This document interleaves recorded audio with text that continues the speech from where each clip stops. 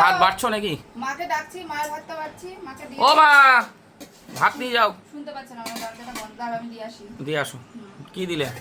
ভাত আর এই চাল কুমড়োটা দিয়ে খেতে লাগো, তারপর ইলিশ মাছের মাথা দিয়ে চাল কুমড়ো, তাই তো? দেখুন, ইলিশ মাছের মাথা দিয়ে চাল কুমড়ো দিয়ে দিল, আর এরপরে পরপর দেবে। ইলিশ মাছের মাথা দিয়ে চাল কুমড়ো আমিও খাওয়া চালু করে দিয়েছি, ঠিক আছে?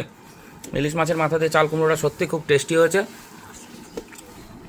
তারপরে আছে এই যে কই মাছ কাঁচকলা আলু দিয়ে ঝোল, আমাকে দিয়ে দিয়েছে বাটিতে, ঠিক আছে? কাঁচকলা আলু দিয়ে। তারপরে আছে ইলিশ মাছ এই যে কাঁচা, এই যে বেগুন দিয়ে কাঁচা, কাঁচা মানে না ভেজে আর কি। আর একটা এই যে আইটেমটা করেছে টিফিন বক্সের মধ্যে, এই যে আমাকে 1 পিস দিয়ে দিয়েছে। তো আজকে 2 পিস ইলিশ খাবো, বাহ, তো জমে গেল।